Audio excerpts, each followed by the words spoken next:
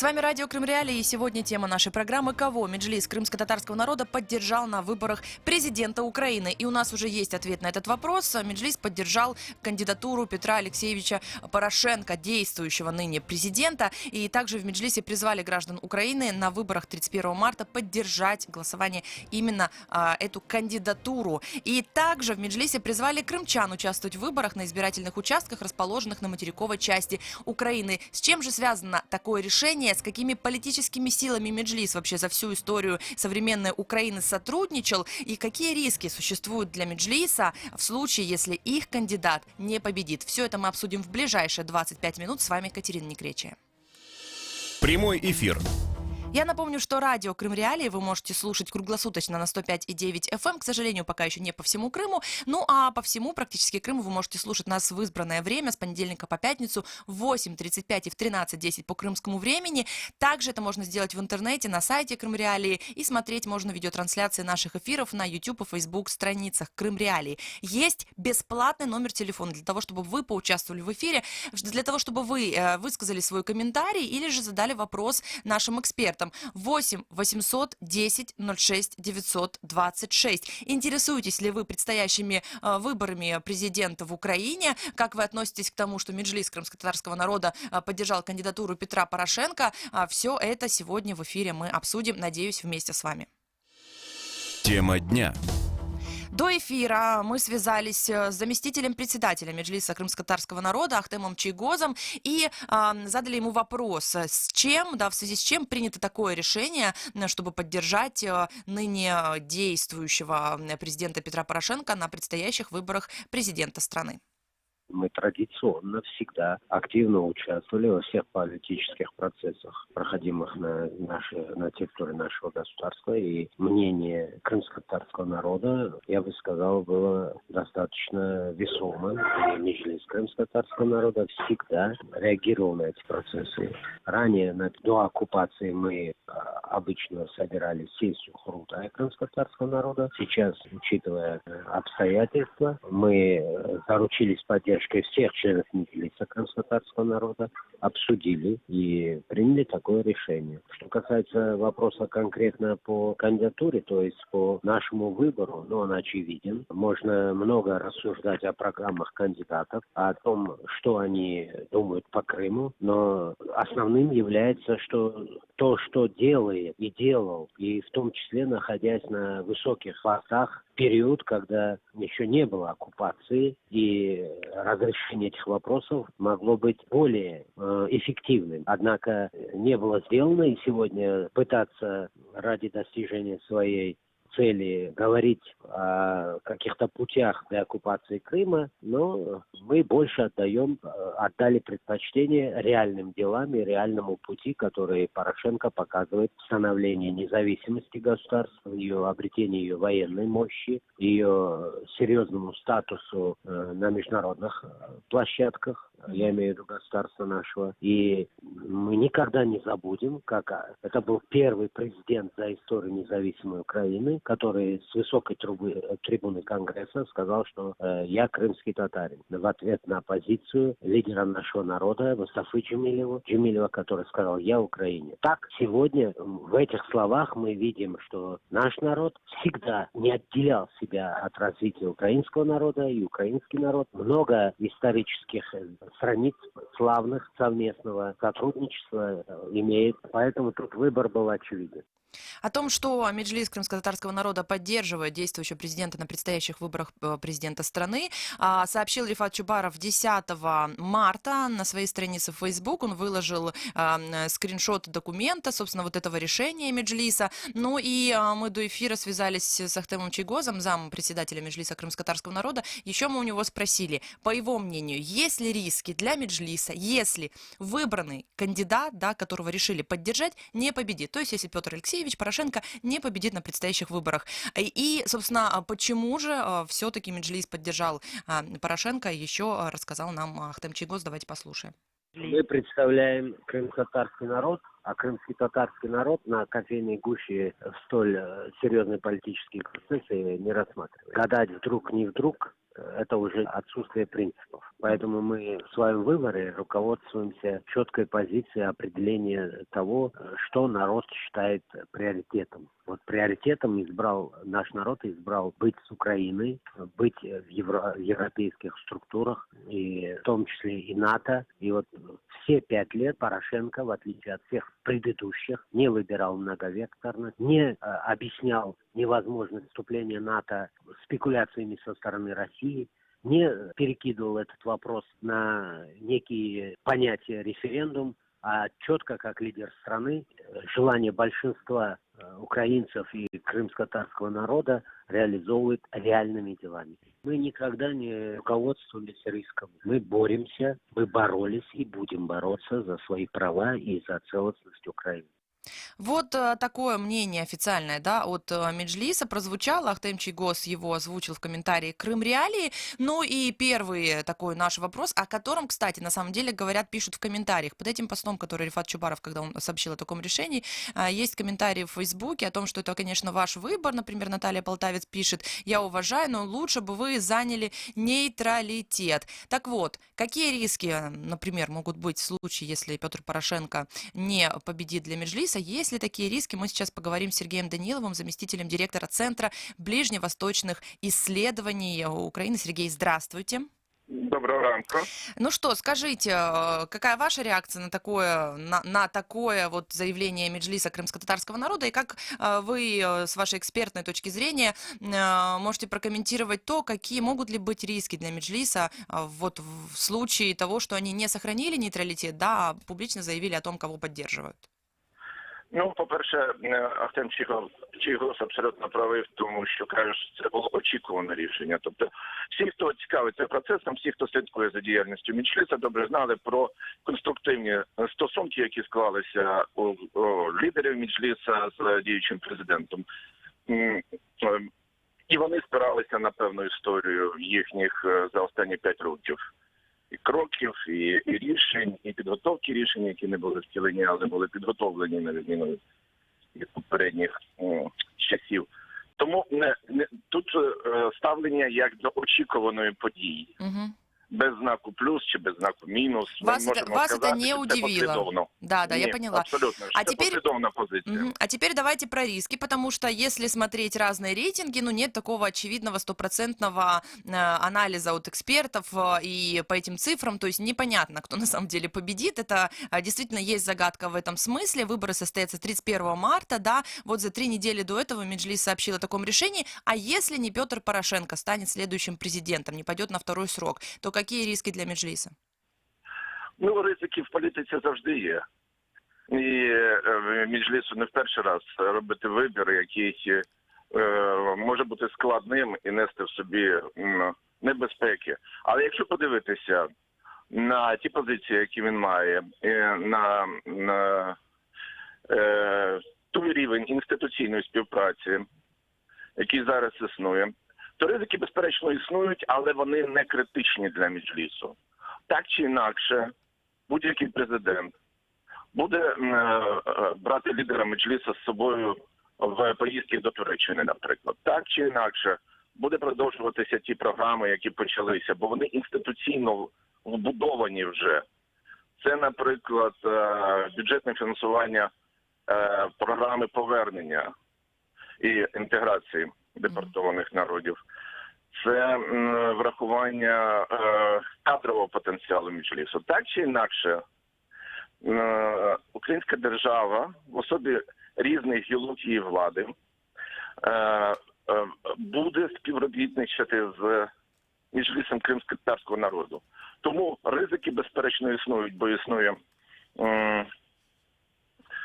побоювання, що такого рівня довірчих стосунків з наступним президентом може не бути, але не враховувати кожен з 3 претендентів фактор Меджлісу не зможе. Мгм. Ну, например, да, если победит другой кандидат, не Петр Порошенко, а Петр Порошенко, кстати говоря, пообещал крымским татарам национальную автономию на полуострове, да, другой президент может, в принципе, не пообещать и не сделать этого теоретически, да, и одна из причин, возможно, может ли быть такое, что другой кандидат будет несколько обижен тем, что вот его не поддержал Меджлис?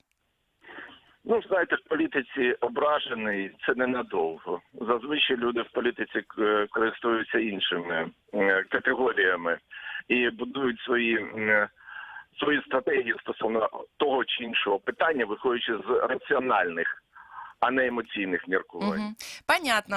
Спасибо вам большое за то, что включились к нам в эфир. Сергей Данилов, заместитель директора Центра ближневосточных исследований в Украине, был с нами на связи. И, по его мнению, никаких таких критических рисков такое вот решение Меджлиса поддержать Петра Порошенко на предстоящих выборах президента, этих рисков нет, да, критичных. Но с нами на связи сейчас следующий эксперт. Мы будем говорить с народным депутатом Украины 7-го созыва Эдуардом Леоновым, крымчанином. Эдуард, здравствуйте.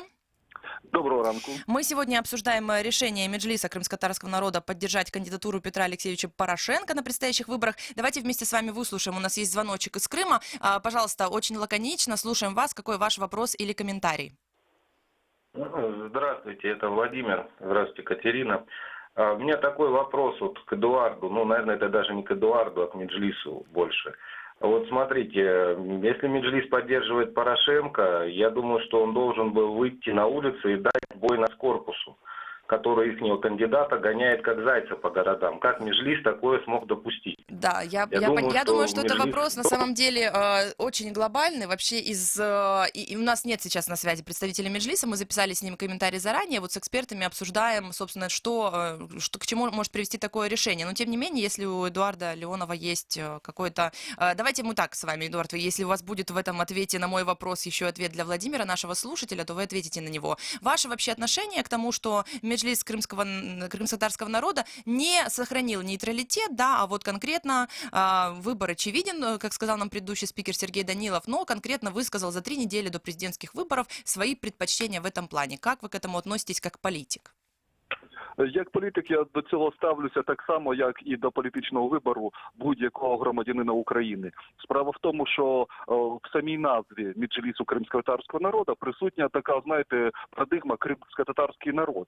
І треба розуміти, що це не Меджліс одного кримського татарина або однієї кримської татарки, а це Меджліс багатотисячного і навіть багатосоттисячного народу, який є одним з корінних народів на території України, і це все окремі люди. Це 200 тисяч, а може й більше окремих людей, окремих виборців, з окремим розумом, з окремим життєвим шляхом. І, а будь-які політичні органи мають схильність робити помилки. Практично в тому самому складі Меджліс кримсько-татарського народу, на жаль, кілька років тому ухвалив рішення про колаборацію з урядом Аксьонова, з окупаційним урядом. І, слава Богу, це не мало катастрофічних політичних наслідків, а весь кримсько-татарський народ своєю потугою, скажімо так, зміг реабілітувати недолуге рішення своїх керманичів політичних. Тому рішення політичних керманичів, особливо коли йдеться про органи самоврядування етносів на території Української держави, на жаль, схильні колаборувати з чинною владою в той чи інший спосіб. В даному випадку ми бачимо таке ж саме рішення. Для мене набагато важливіше, наприклад, було б рішення, наприклад, Руслана Муждабаєва, кримського татарина, серце якого перестало битися в 16-му році, в бліндажі на передовій, в складі 2-ї штурмової роти батальйону Айдар, свободівця. Так? Я знаю дуже багато кримських татар. Ви знаєте, поки не окупували Крим, я знав кримських татар, які навіть за комуністів були. Так? Тобто це кожна людина сама визначить, за кого їй голосувати, кого їй підтримувати. І Згадаємо дуже невдалий вибір президента Порошенка, коли на виборах до Сполучених Штатів чомусь в порушення будь-яких міжнародних норм було ухвалено рішення підтримувати одного з кандидатів в президенти, і той кандидат в президенти програв. І Україна була відкинута на ці 5 років у стосунках з Сполученими Штатами. Я поняла ваше мнение, прошу прощения, что давайте Польща доскажите. отримала особливий статус особливого партнера України в Європі, а Україна у Сполучених Штатів, а Україна так і залишилася десь на позиціях Януковича у стосунках зі Сполученими Штатами. То есть есть политические решения, они могут быть ошибочными, а могут быть и нет, да, и вы вот назвали Так, свою... але не треба плутати це з позицією кримськотатарського народу, мудрого, давнього кримськотатарського народу. Я поняла. Хорошо, спасибо вам большое за то, что к нам включились. Эдуард Леонов, крымчанин, народный депутат Украины 7-го созыва, был с нами на связи. По поводу того, что в 2014 году, сразу после оккупации и аннексии Крымского полуострова, Меджлис крымско-татарского народа отправил в российскую власть полуострова своих представителей. У меня лично было интервью на эту тему и с Рифатом Чубаровым, главой Меджлиса, и с Ленуром Ислямовым, человеком, который владельцем ЭТР, и который, собственно, и был одним из тех, кто поработал при российском правительстве полуострова в 2014 году. Оба, в принципе, говорили о том, что в той ситуации, когда украинская власть ничего никак не оповещала о своих действиях, да, им пришлось вот сделать такое решение для того, чтобы защитить крымско-татарский народ. Вот, собственно, эти интервью также есть на сайте Крым Реалии. Пожалуйста, если вам интересна эта тема, можно, собственно, о ней найти информацию, видео, текстовую информацию на сайте Крым Реалии. Ну и сейчас с нами на связи Юлия Тищенко, аналитик Украинского независимого центра политических исследований. У нас связь даже по скайпу. Юлия, я вас приветствую. Доброе утро. Ну, я думаю, что, да, вот я так вкратце скажу, что Сергей Данилов, который включался к нам ранее, говорит, что рисков, в принципе, никаких для Меджлиса не предвидит, что любой президент, даже несмотря на то, что если это может быть другой президент, а не Петр Порошенко, которого Меджлис не поддерживал за 3 недели до выборов, тем не менее, все равно вопрос крымско-татарского народа будет в одном, ну, в приоритете в том числе, да, потому что это важная тема для Украины.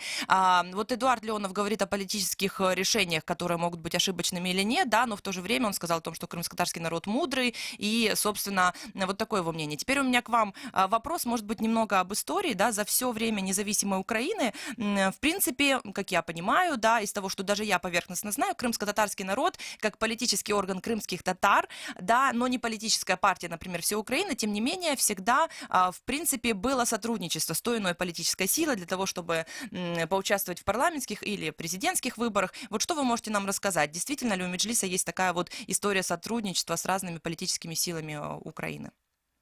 Но у Меджлиса Курултая, да, есть опыт сотрудничества с разными политическими силами. Вы справедливо сказали, можно вспомнить, ну, например, 90-е годы, где в свое время на выборах, ну, еще даже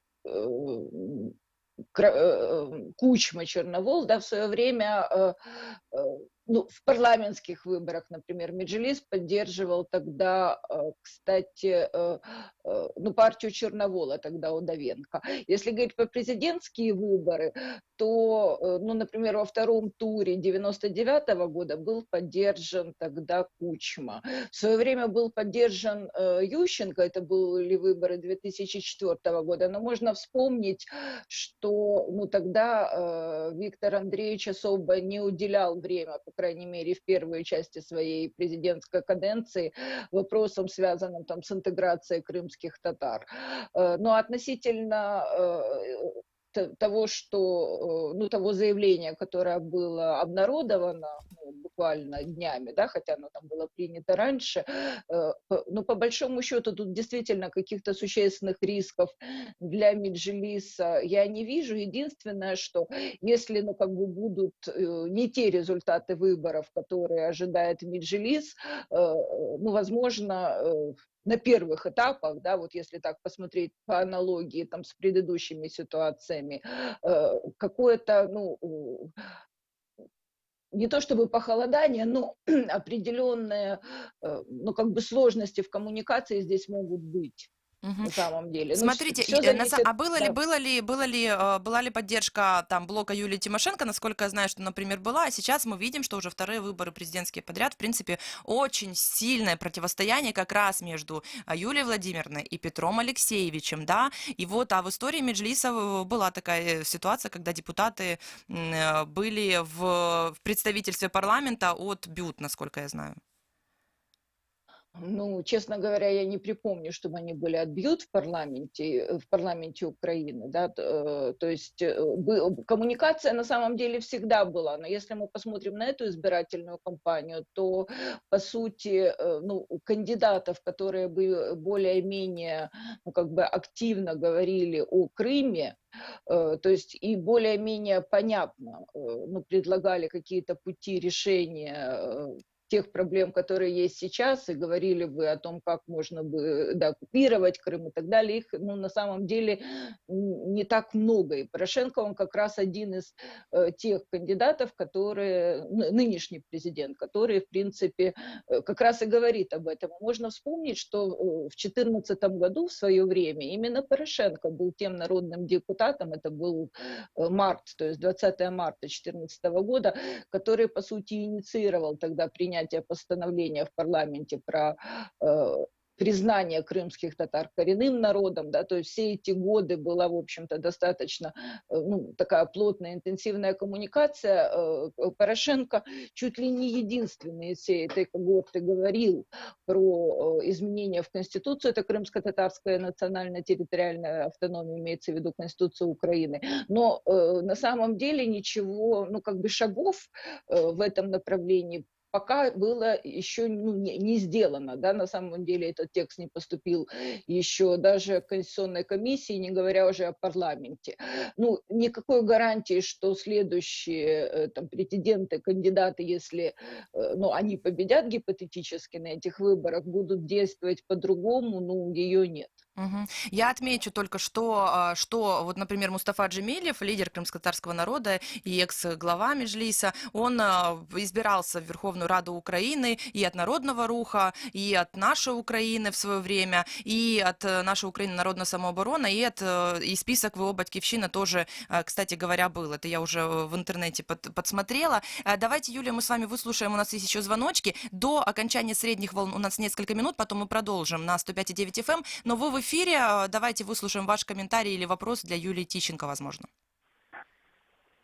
Ага, доброго ранку. Я в Криму вже проживаю більше 45 років і постійно слежу за всіми цими, говориться, наступаючими цим президентом. Я скажу, Порошенко виграв автокефаль, все прочее, потім Томас получив, багато чого зробив. Я вам що ще скажу, уперед мозки от ці, Чингісхан тот, ненавидить його, значить він йде по правильному путю, значить він буде президентом 100%. Ну, що він правильний президент, він багато що робить. А то, що Юля, що Зеленський з Коломойським, то вони нічого, вони не політики, а він політик, як не кажуть. Ну, думаю, що буде він. Ну, що він повинен бути, вести діло до кінця. Буде другий президент. Значить, мозки до нас залізуть. В Крыму оккупировали, еще и Украину будут оккупировать. Ни в коем случае. Я поняла. Спасибо вам за звоночек, за то, что высказали свое мнение. И на самом деле важно сказать, что вот мы общались с Ахтемом Чийгозом до эфира, да, и что он, высказав позицию Меджлиса, сказал о том, что Петр Порошенко, во-первых, он сказал о том, что это всю историю Меджлиса всегда для сотрудничества в этом плане, для поддержки выбирались демократические политические силы, которые высказывали демократические ценности, и что Петр Порошенко, конечно, как сказал Ахтем Чийгоз, как мы слышали ранее, держит прямо курс на НАТО, поддерживает крымско-татарский народ, пообещал крымско-татарскую национальную автономию, и, собственно, поэтому это такие плюсики для того, чтобы поддерживать Петра Алексеевича Порошенко для Меджлиса.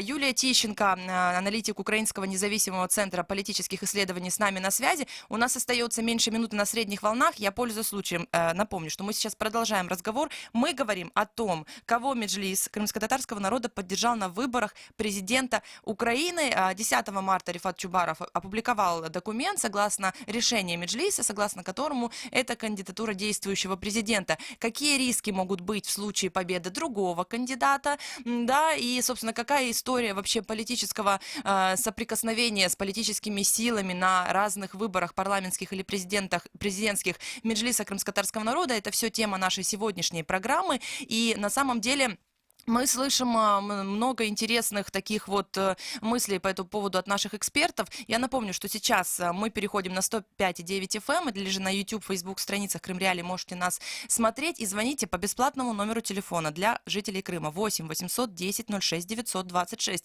Высказывайте ваше мнение или задавайте вопрос нашим экспертам, потому что, как мы видим по количеству звонков, тема достаточно интересная для жителей Крыма. И для жителей Крыма, не только крымских татар. Вот по звоночкам можно смотреть. По комментариям в Ютубе, например, тоже есть разнообразные комментарии. Есть люди, которые и в Ютубе, и под постом вот Рифата Чубарова, главы Меджлиса, есть люди, которые пишут там: я крымский татарин, я крымская татарка, и я не поддерживаю Петра Алексеевича Порошенко, да. Но тем не менее, напомню, что в Меджлисе как раз призвали поддерживать эту кандидатуру, призвали крымчан и крымских татар выезжать на украинский материк в день выборов для того, чтобы проголосовать. Юлия, у меня к вам вопрос такого характера. Насколько, скажем так, отказ кого-то из представителей крымско-татарского народа, да, или другое мнение жителей Крыма по поводу кандидатуры кандидатов в президенты, ну, насколько это вот влияет на позицию Меджлиса, да, в том плане, что вот Меджлис призвал, это значит, что все крымчане, все крымские татары должны прислушаться к этому, или есть здесь свобода выбора? Не, ну, то есть Меджлис, как бы как представительский орган, да, крымских татар сегодня не находится в Крыму. По сути, он вытеснен оттуда российской властью, которая этот Крым оккупировала. Еще, ну, выборы на территории Крыма не проводятся. То есть другое дело, что граждане из Крыма могут выехать, то есть пройти, в общем-то, достаточно несложные процедуры там в Херсонской области, поменять свой избирательный адрес и проголосовать могут. Вот. Но это требует тоже каких-то дополнительных усилий. И сегодня по статистике не видно, да, чтобы очень активно, там, в силу разных причин, в силу того, что и сложно выехать, и есть страх про то, что узнают, что они могут голосовать на президентских выборах, ну, как бы менять свои избирательные адреса. Но если мы посмотрим на предыдущие годы, то есть когда была другая ситуация, и Крым не был оккупирован, тогда голос Меджлиса был достаточно значим для крымских татар. То есть здесь можно даже посмотреть определенные данные по местам компактного проживания, да, как на парламентских или на президентских выборах голосовали тогда крымские татары. То есть были, кстати, в какие-то периоды такое свободное плавание условно, да, то есть это, там, если говорить там про вторые туры, например. Вот, но сегодня ситуация, конечно, все-таки несколько другая, но очень важно, что Меджлис, он позиционирует себя как там украинский политический игрок, да, который поддерживает коммуникацию сегодня с крымчанами, вот, которые достаточно ограничены в своих возможностях. И насколько, понятно, что Меджлис это не конкретная политическая сила. Вот, то есть он как бы аккумулировал изначально, да, это представительский орган, который аккумулировал изначально в себе как бы представителей разных взглядов, да, или там разных общественно-политических движений. Но, тем не менее, его, в общем-то, вес был достаточно серьезным. Как будет сегодня, посмотрим, это очень сложно на самом деле верифицировать. Почему? Потому что, как я повторюсь, мы не можем провести в силу и оккупации Крыма выборы на территории полуострова. Тем не менее, важно сказать, что президент Порошенко, не моментально, но через день отреагировал на такое решение Меджлиса. Он поблагодарил Меджлис крымских татар за поддержку его кандидатуры на выборах и за доверие, и пообещал, что государственный суверенитет Украины на территории Крыма будет будет обеспечен, а крымско-татарский народ, коренной народ полуострова, наконец полностью восстановлен во всех своих правах на родной земле. Написал Петр Порошенко об этом на своей странице в Фейсбуке. Юлия, у меня к вам вопрос. Насколько действительно существенна и важна для Порошенко поддержка Меджлиса? Я спросила, кстати, у Ахтема Чийгоза, были ли какие-то политические договоренности, да, прежде чем вот провозгласить о своей поддержке. Ахтем Ага сказал, что мы не ведем таких вот переговоров и прочее, что мы поддерживаем ценности и политический вот геополитический путь, скажем так, политику действующего президента и кандидата на предстоящих выборах. Да, но вот, тем не менее, для Порошенко, учитывая, что непонятно, сколько вообще крымчан, на предыдущих выборах невозможно было голосовать, на этих выборах возможно голосовать, но сколько смогут приехать на материк для того, чтобы проголосовать? Ну, наверное, это все-таки не речь о тысячах, наверное, да, ну, как во всяком случае предполагают там эксперты, с которыми я так общалась кулуарно, да, то есть насколько важна такая поддержка в электоральном смысле для Порошенко, или это чисто такой символический жест? Ну, сколько человек сегодня поменяло из Крыма, да, свой избирательный адрес, можно, кстати, посмотреть, ну, в таком достаточно открытом режиме, я имею в виду не фамилии людей, а данные, да, на сайте ЦВК, то есть они там все время, эти данные меняются. Кстати, как и по другим любым областям также. Если говорить о поддержке и каких-то вот электоральных превенциях там для Порошенко или для кого бы то ни было, понимаете, мне кажется, что сегодня Меджлис, ну, безусловно, это как бы крымская такая сила, да, но он достаточно известен и в большой Украине, да, то есть в материковой Украине. И есть вот за эти годы, как это ни парадоксально, да, такая больший уровень комплементарности украинского общества как такового вот к тому, что связано там с крымскими татарами и с Крымом. И мне кажется, что вот это заявление, ну, как бы действительно важно там для Крыма и для крымчан, но оно может быть не менее важно и для украинцев, которые к Крыму никакого отношения не имеют. По сути, да, они просто как бы переживают, следят за ситуацией. Вот, и поэтому, ну, как бы надо думать, да, надо опять же разговаривать с людьми. То есть я не припомню каких-то отдельных там замеров, там, насколько люди знают Меджлис, там, те, которые живут, я не знаю, там, в Харькове, в Днепропетровске, там, в других городах, и насколько это может на них повлиять. Но мне кажется, что вполне может быть. Почему? Потому что сейчас вот баланс доверия и недоверия к политикам, он минимальный, а к общественным движениям, да, или вот к подобным родам, к силам подобного рода, он, ну, гораздо больше, скажем так. Поэтому любая поддержка в этой ситуации, особенно такая, да, то есть она может быть, ну, полезна для того или иного кандидата. Ну, в данном случае речь идет про Порошенко. А как вы думаете, да, правильно ли все-таки это было в стратегическом плане? Вот Сергей Данилов, который включался ранее, сказал, что в принципе рисков каких-то масштабных, катастрофических вообще не видит для Меджлиса. Но в то же время, в случае, если, да, Петр Порошенко не будет избран в этом смысле, очень много комментариев в Фейсбуке, в Ютубе о том, что, ну, возможно, лучше было бы сохранить нейтралитет, поскольку мы понимаем, что никто из кандидатов в президенты не святой, за каждым есть какой-то шлейф коррупционных даже скандалов, да, или каких-то еще расследований журналистских. Но вот, тем не менее, по вашему мнению, нейтралитет, это было бы, сохранение нейтралитета в этом плане, это было бы лучше для Меджлиса, или все, как сказал Сергей Данилов, ожидаемо и прогнозируемо? Ну, сложно как бы спорить с Сергеем Даниловым. Вот. Ну, честно говоря, было бы удивительно, если бы Меджлис как раз и не сделал никакого подобного заявления, да, или, например, ну, скажем так, сохранил этот нейтралитет. Почему? Потому что ну, вот все вот эти годы после оккупации с нынешним президентом и была коммуникация, да, то есть были... То есть он у нас координирует, исходя из полномочий, президент координирует политику безопасности, внешнюю политику. Да, там он гораздо меньше отвечает за лампочки в подъезде, там, ну, условно, или там за экономические составляющие, как это не парадоксально. И вот сегодня тема Крыма, она ну, во многом связана связано с внешней политикой. Почему? Потому что это переговоры с партнерами, это попытка актуализации, ну, как бы поднятия темы Крыма на разных международных площадках.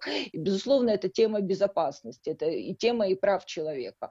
Вот, ну, и мне кажется, что ну, поскольку достаточно плотная коммуникация была Меджлиса там с нынешним президентом, было бы сложно избежать этой поддержки. Другое дело, что если ситуация будет разворачиваться не так, как бы, значит, хотелось там Петру Порошенко, ну, все у нынешних, ну, как бы его оппонентов, да, то есть его конкурентов, очень мало каких-то более-менее членораздельных вообще ну, соображений по поводу того, как может быть дооккупирован Крым. Ну, поэтому здесь, если вот события будут развиваться не так, как это там, прогнозирует Петр Порошенко, например, да, может быть, ну, как мы уже говорили, определенные сложности с налаживанием дальнейшей коммуникации. Но тема Крыма, поскольку это ну, в полномочиях, кто бы ни был президентом, да, в полномочиях и внешней политики, и политики безопасности, она так или иначе будет ну, на повестке дня следующей каденции или следующего кандидата в президенты. Вот поэтому это не... То есть, ну, как бы такие заявления сложно назвать там, какой-то роковой ошибкой. Вот. Ну и политика – это искусство возможного во многом. И мне кажется, что возможно будет там, как бы, если ситуация будет развиваться не так, как это ну, сегодня, возможно, видится, да, тем, кто принимает, в общем-то, очень откровенные заявления, я думаю, что эти моменты всегда исправимы. Да, тут еще действительно много вопросов для и представителей Меджлиса в том числе, да, и для политологов, для экспертов, но все будет видно на практике уже после того, как у Украины появится новый президент, и да, выборы пройдут, и потом какой будет политика относительно Крыма и крымско-татарского народа, это тоже будет видно, но тем не менее сегодня есть возможность порассуждать на эти темы. Я напомню, что с нами на связи по скайпу Юлия Тищенко, украинский эксперт, аналитик Украинского независимого центра политических исследований, и мы анализируем сегодня в этом эфире решение Меджлиса крымско-татарского народа о том, чтобы поддержать на президентских выборах кандидатуру Петра Порошенко. Юлия, у меня к вам такой еще вопрос. Я думаю, что уж точно к тем, кто внимательно следит за заявлениями тех же членов Меджлиса, в том числе там Ахтема Чийгоза в разных медиа, у него есть такая яркая критика политических сил. Даже мне вот в интервью он говорил, которое мы записывали к 26 февраля для Крым Реалии, о том, что, ну, в принципе, в 2014 году и вообще за все время, и в 2014 году, что самое главное, да, политические партии не призывали людей там выходить на митинг, тот же митинг 26 числа. То есть политические партии, по мнению Ахтема Чийгоза, показали себя не как государственники, в то время как Меджлис крымско-татарского народа призывал людей там выходить и как-то поддерживал и мирные протесты, да, и участвовал в них. Мирные протесты против оккупации Крыма. Я напоминаю события 2014 года, которые 5 лет тому назад происходили на полуострове, да. Но в то же время активная критика других представителей политических сил, которые в то время, по мнению того же Ахтема Чийгоза, могли повлиять на события на полуострове по-другому. Я сейчас не буду называть фамилии, хотелось бы с этими людьми конкретно поговорить уже в эфире, да, но я думаю, что вы понимаете, о чем я. Но вот вообще любая критика других кандидатов, других политических сил, она ну, логична, да, и нужно ли это делать, и причем так активно, учитывая, что выборы и президентские, и парламентские спрогнозировать же на 100% никто не может. Ну, то есть тут сложно как бы как-то комментировать там тоже, что говорят там другие ну, участники вашего разговора, да, или там члены Меджлиса. Ну, мне кажется, что ну, всегда, конечно, лучше быть конструктивным, да, и даже не исходя из того, что там следующие парламентские выборы или президентские выборы, а по крайней мере для того, чтобы формировать по отношению к Крыму сегодня какую-то более-менее слаженную поддержку ну, среди украинского политикума, пускай из разных политических сил. То есть я не говорю, что там надо быть осторожнее с критикой, но тем не менее, может быть, как бы больше говорить о позитивной повестке дня. Почему? Потому что если мы вернемся в 2014 год, ну, я не уверена, что тогда украинские политические партии вообще были кто-либо, да, там отдельные политики, безусловно, приезжали, но что они могли вот в условиях того государства, да, и дефицита политической ответственности и так далее, бегства Януковича, то есть когда вот эта система государственного управления, она какое-то время находилась вообще в коллапсе, да, что представители политических сил могли как-то повлиять тогда на российские оккупационные войска или ну, смогли бы ну, как-то кардинально изменить ситуацию. Но если мы говорим о том, что, ну, к примеру, нам нужна конституционная реформа, то есть изменение раздела 10 Конституции Украины относительно автономной республики Крым. Если мы говорим о том, что нам нужны законы там, в Украине о коренных народах, мне кажется, здесь нужно больше говорить, объяснять, ну, показывать, почему это необходимо, развенчивать мифы, которые существуют в том числе и у политических оппонентов, и говорить, почему это необходимо делать. Вот. То есть договариваться со всеми, вести диалог со всеми, да, но в тот же момент, когда вот взять двух кандидатов, которые есть в тройке, там, в пятерке лидеров, это Петр Порошенко и Юлия Тимошенко, у которых очень серьезный политический конфликт в этом плане, да, но поддерживая одного из кандидатов в такой ситуации, можно ли рассчитывать на то, что в случае победы другого, противоположного кандидата, будет сделано максимально все этим кандидатам для того, чтобы там прислушаться к Меджлису, к проблемам Крыма, да, которые будут озвучивать именно вот эти люди, которые на выборах поддержали не тебя, да. Тут конкретно, в принципе, речь о той ситуации, если победит Юлия Владимировна. Ну, Юлия Владимировна, мне кажется, безусловно, у нее есть в ее окружении те, кого она может и кого она, очевидно, слушает относительно там вопросов Крыма. Вот, есть крымчане в Бьют, которые сегодня этими, ну, как бы проблемами тоже активно занимаются. Но мне кажется, что даже в случае ее победы она не сможет, даже несмотря на критику, да, или там какие-то негативные моменты, которые сегодня звучат, ей будет очень сложно, ну, как бы полностью игнорировать Меджлис, который там условно ее не поддержал, да, то есть, ну, еще раз, любой президент рано или поздно, даже в силу, ну, определенной комплементарности, которую имеют сегодня Меджлис вот в Украине в целом, мне кажется, будет прислушиваться. Другое дело, будут, ну, прислушиваться-то как бы многие там кандидаты, претенденты будут. Будут ли какие-то активные действия? Там, ну, опять же, та же конституционная реформа. Мне сложно сказать. Кстати, насколько активно будут эти действия, если ну, президентом останется Порошенко, тоже вопрос. Вот. Почему? Потому что, несмотря на все вот эти заявления, которые были, в том числе и по Конституции, ситуация до сих пор остается непростой, да, и в парламенте эта тема не так, чтобы очень, мягко говоря, воспринимается. Вот, поэтому, безусловно, проблемы могут быть, но мне кажется, что очень важно не переступать грань, когда, ну, как бы критика становится проблемой неразрешимой. Вот, то есть какая-то есть грань, да, и для критики, и для возможности потом налаживания диалога. Хотя у меня такое впечатление, что все-таки в украинской политике было как бы столько критик альянсов, да, противостояния, а потом, ну, как бы политики могли между собой договориться. Ну и дальше действовать сообща.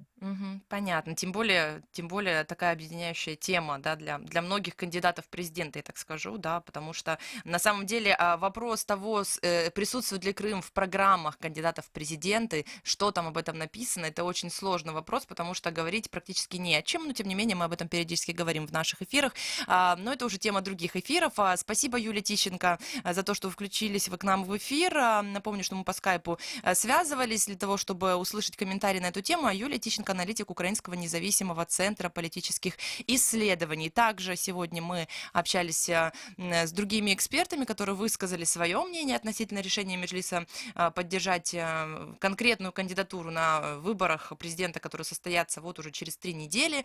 И, собственно, анализ этого вопроса, мне кажется, удался.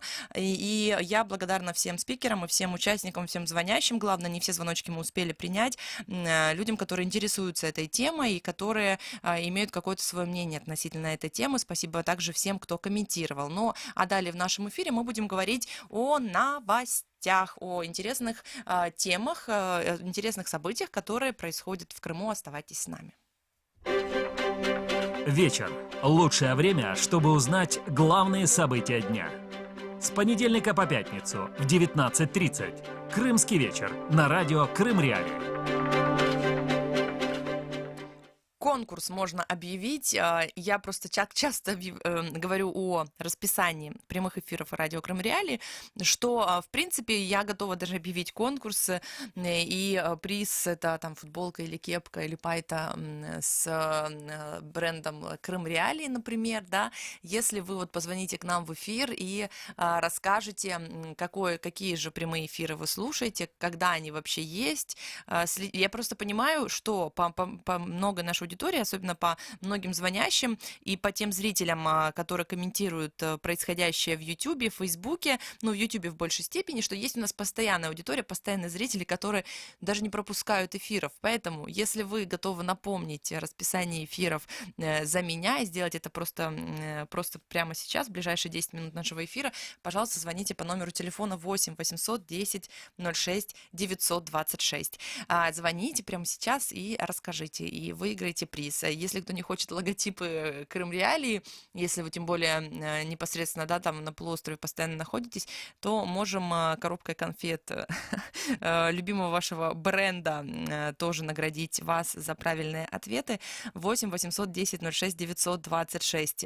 Такая вот импровизация. Ну что уж точно не симпровизировано, это темы, которые журналисты разрабатывают, да, то есть это когда вот есть какая-то новость, есть какой-то комментарий. Пример, который вот мы обсуждали, 50 минут мы обсуждали тему, собственно, того, кого поддерживает Меджлис крымско-татарского народа. Есть новость, есть сообщение, да, мы анализируем, берем какой-то вот ракурс этой темы и обсуждаем его. Есть какой-то яркий человек интересный, у которого есть достижения, да, и который может рассказать нам какие-то новости, какие-то инсайды. Мы тогда его приглашаем в эфир для того, чтобы он поделился этим. Это журналистская работа, которая происходит не вот так вот по щелчку пальца, а где приходит какая-то новость, идея, журналисты и там редакция, вот даже на примере просто нашего СМИ, берет это в разработку, мы договариваемся с экспертами, мы разговариваем, сами разбираемся в этой теме сначала, а потом уже делаем эту тему для вас, если она действительно оказывается интересной. Вот так вот это происходит. Делюсь с вами такими нашими инсайдами внутренними, да, как это происходит. То есть, что социально важно, что политически важно, что значимо, что важно для Крыма сегодня. И по такому же принципу, конечно, действует не только редакция радио Крым Реалии, но вообще весь наш маленький холдинг, я так назову, маленький, совсем наш маленький холдинг, но достаточно большая редакция Крым Реалии. В том числе на нашем сайте есть очень яркий, очень интересные текстовые материалы, в которых журналисты Крым Реалии разбираются в той или иной теме, в тех или иных заявлениях, собирают какие-то данные, и я просто зачитываюсь сама, поэтому вам рекомендую. Ну вот, для того, чтобы, если, например, вчера у меня не было времени за этим всем следить, то сегодня утром, каждое утро в 8 утра я подписалась на рассылку Крым Реалии Дейли, мне приходит письмо, в котором есть самые важные события за предыдущий день и самые яркие материалы, которые вот, ну, если тебе интересно, ты можешь по активному линку перейти и прочитать их. Так вот, значит, название письма несколько неожиданно было сегодня для меня, когда вот я открыла свою почту. Похороны Путина, блин, пати и няш-мяш. Вот такой вот заголовок, в кавычках похороны слова и няш-мяш, но вот, тем не менее, значит, на что-то это намекает. Какие-то вот важные события в этих направлениях произошли. Пикеты, задержания, компроматы Поклонской. Самое интересное за предыдущий день в обзоре Крым Реалии. И вот что случилось, да, о чем речь. Новость номер 1. В России задержали активиста, который якобы похоронил Путина. Там-да-да-там. Вот, собственно, российские полицейские задержали местного активиста Карима Ямадаева. Это случилось все в Набережных Челнах, который, по их версии, создал инсталляцию в виде могилы президента России Владимира Путина недалеко от здания Следственного комитета. Об этом сообщает русская служба «Радио Свободы». Честно сказать, я это пропустила вчера, поэтому удивилась, когда получила это все утром в рассылке Крым Реалии. Значит, на задержанного составлен протокол о повторном нарушении установленного порядка проведения собрания, митинга, демонстрации, шествия или пикетирования. Ему грозит штраф, и это почти 300 тысяч рублей, или арест на срок до 30 суток. По словам адвоката Ямадаева, вот этого вот человека, адвоката зовут Рузиль Мингалимов, полицейские забрали активиста в воскресенье вечером прямо из дому. После составления протокола его должны были отвезти в суд, но материалы дела до сих пор туда не поступили. Это все информация за 11 марта. Ранее СМИ сообщали, что неизвестно установили у здания Следственного комитета в Набережных Челнах могилу Владимира Путина. Ну, то есть, вот, такой вот, не знаю, акционизм, как это расценивать, хулиганство. Как вы такие действия расцениваете, и как вы относитесь к таким вот, к таким действиям, да, определенных людей, как к акционизму или как к хулиганству, может быть, даже какое-то посерьезнее обвинение можете вы таким людям приписать, как это зачастую делает российское правосудие в этом смысле. Ну вот, можете также написать нам об этом в комментариях или позвонить по номеру телефона 8 810 06 926.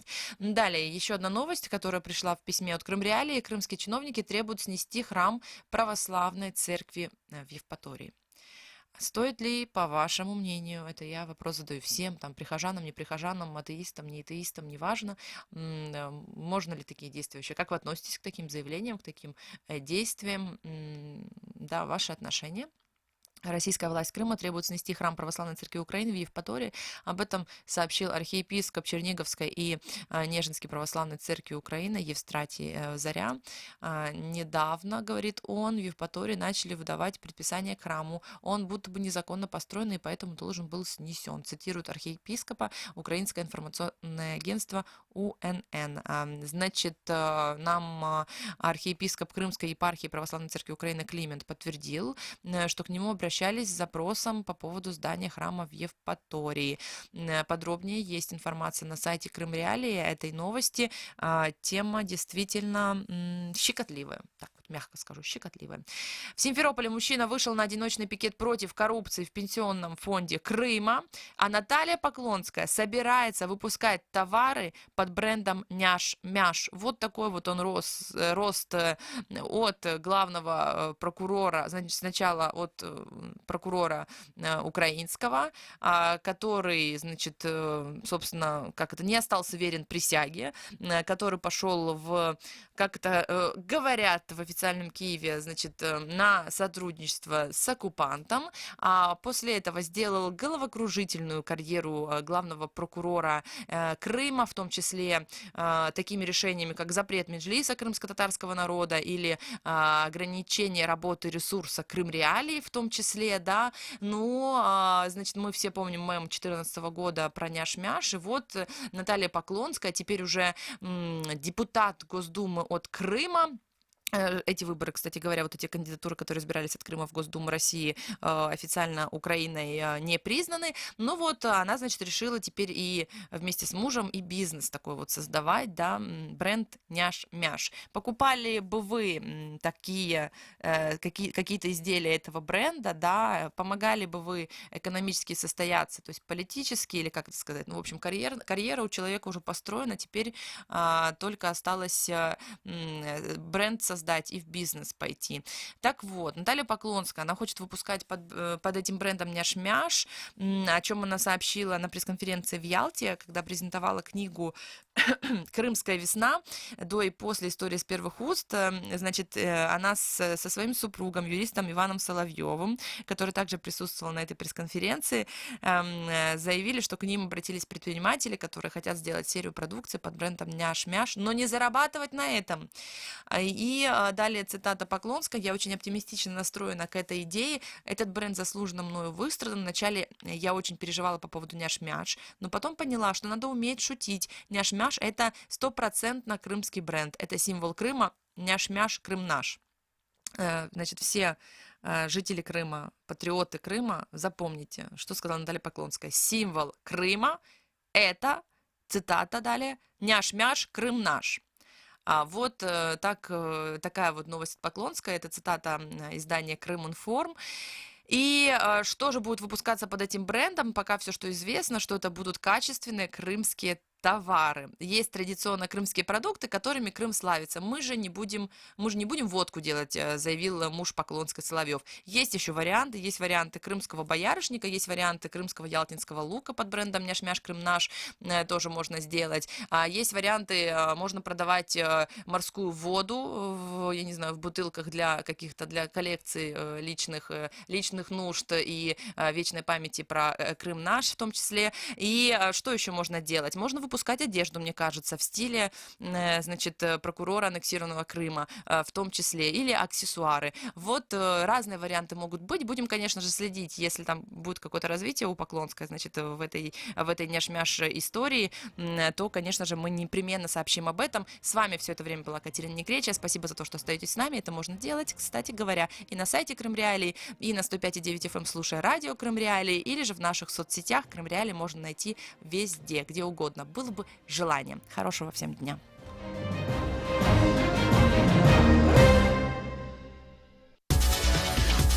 В ефірі Радіо Крим Реалії.